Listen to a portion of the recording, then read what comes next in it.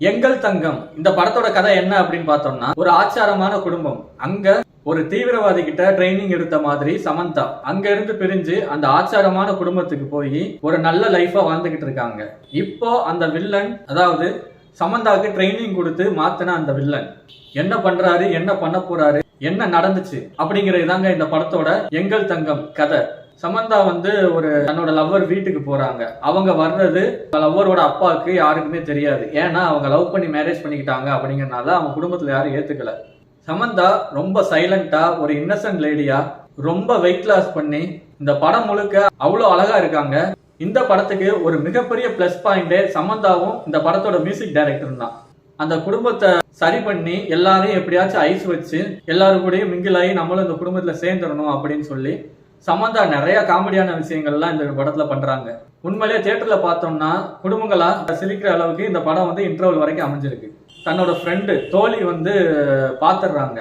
என்ன பார்த்தாங்க அப்படின்னா, சைலண்டான சமந்தா இது இல்ல, நீ யாரு அப்படின்னு சொல்லி தெளிவா கேட்டோடனே சமந்தா தன்னோட பிளாஷ்பேக்கை ரொம்ப போர் அடிக்கிற மாதிரி எல்லாம் இல்லைங்க, 2 நிமிஷத்துல சிம்பிளா காட்டி முடிக்கிறாங்க. அப்படி ஒரு பிளாஷ்பேக், ஆனா மனசுல ஆழமா நிக்குது. அப்படி ஒரு பிளாஷ்பேக் சொல்லி, நான் இங்க இருக்கிறது தெரிஞ்சா அவன் சும்மா இருக்க மாட்டான், கண்டிப்பா ஏதாச்சும் பண்ணி வெளியே வந்துருவான் அப்படின்னு சொல்லி சமந்தா சொல்றாங்க. அதோட இன்டர்வல் பிளாக்குங்க.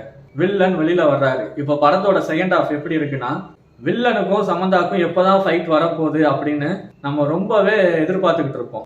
அந்த வில்லனை டைரக்டா போய் சமந்தா மீட் பண்றாங்க. அந்த சீனு உண்மையிலேயே அற்புதமா இருந்தது. அதாவது, இனிமே நான் அவன் வாழ்க்கையில குறுக்க வரமாட்டேன், நீ போயிடலாம் அப்படின்னு வில்லன் விட்டுறாரு. ஆனா விடுறதுக்கு மனசு இல்லை. அவங்க ஃபேமிலியை ஏதாச்சும் பண்ணணும், அப்பனாதான் இவ திரும்ப வருவான்னு ஒரு பிளான் பண்றாரு. அந்த பிளான் எல்லாத்துக்குமே சமந்தா எங்க போனாலும் தனி ஆளா நின்று எல்லாத்தையும் முடிக்கக்கூடிய திறமசாலி. இவங்க தடுக்கிறாங்க. இன்டர்வலுக்கு அப்புறம் படம் கொஞ்சம் ஸ்லோவா, அதுக்கப்புறம் கொஞ்சம் ஃபயர், அடுத்து கொஞ்சம் ஃபயர், அதுக்கப்புறம் 100% ஃபயர் அப்படின்னு சொல்லி ரொம்ப வேகமா கிளைமேக்ஸ் ஃபைட்டுக்கு ரொம்பவே எதிர்பார்க்க வைக்குது. அந்த கிளைமேக்ஸ் ஃபைட் சீன்ஸ்காண்டி குடும்பமா போய் இந்த படத்தை பார்த்து கண்டிப்பா என்ஜாய் பண்ணலாம். சமந்தா படம் ஃபுல்லா ஒரு போல்டான வாக்கிங் ஒன்று கொடுத்துருக்காங்க. இந்த படத்துல அவங்களோட பொது ஸ்டைல் அதுன்னு சொல்லி காட்டியிருக்காங்க.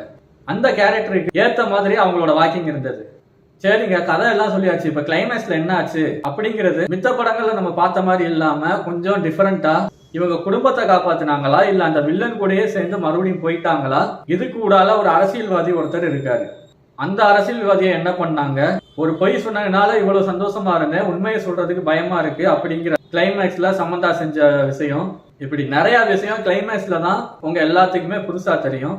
அதனால கண்டிப்பா படத்தை மிஸ் பண்ணிடாதீங்க. ஓடாத தியேட்டர்ல வாட்ச் பண்ணிருங்க. இதோட நான் அடுத்த விமர்சனத்துல உங்களை சந்திக்கிறேன். நன்றி, வணக்கம்.